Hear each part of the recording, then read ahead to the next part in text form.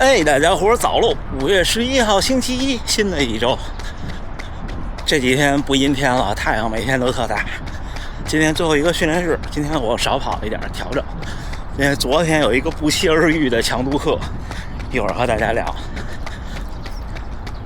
昨天直播之后，我就想有小伙伴跟我分享或者有疑问，我就突然想，我说，马拉松训练，如果自己不想着去往前一步，那进步就是有限的。有时候和付出多少时间、多少跑量关系，有时没那么大。我追大河原先生，我看见大河原先生了，他昨天去了仙台半马，跑了1小时24分多，厉害啊！看他们在前面，来一个，嘿嘿嘿嘿，2018年什么比赛？这是北海道。北海道。昨天跑了1小时24。啊，那还可以，还可以。我看越来越快，是不是？没。每一个5公里都比前一个快。配速。对。最后1公里3分40。对，我看见了，最后1公里加那个90多米跑了4分002，可以。昨天怎么回事呢？昨天本来想混一个半马，轻松跑，6公里进了大半程。我队友们一大队人扑面跑过来，我一看还有中西选手，然后田中先生跟我喊说3分55，3分55，然后我就跟上了，差不多3分50吧，平均下来，跑了2个半来回，就我自己，我跟他们跟了2个半来回，12公里，后来他们还在接着跑。他们可能是要跑20公里的3分50，但是我考虑到要开普敦了，然后伤刚好起来，我就跟到我的手表的18公里，我就跑回家了。这不期而遇的小强度也不算强度，马配吧，但是没准备。像一般如果我们约定跑马配20公里，我都有点准备。但是昨天这跑完我觉得挺好，就验证了自己应该是好起来了，就慢慢的信心会回升。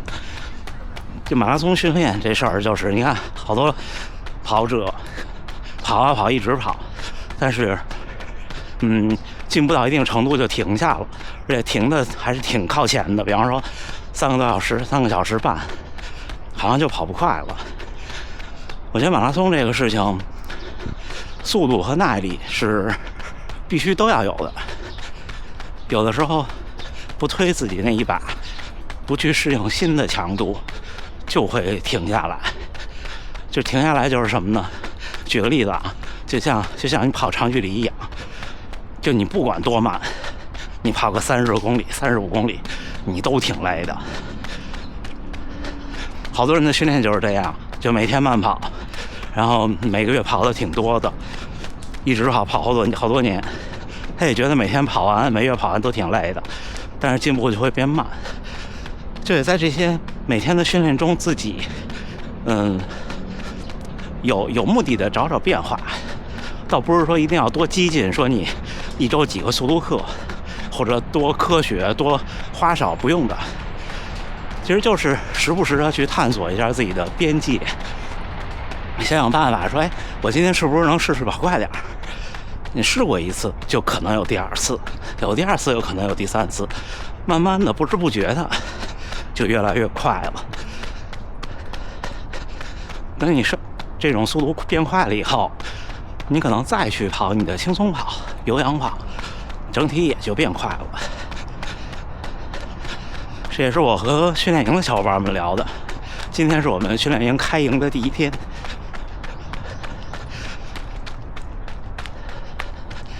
看看大家是不是都能顺利，我觉得可以的。这周的周三我们训练营不管是 A 组还是 B 组，都是一个摸底的6公里阈值。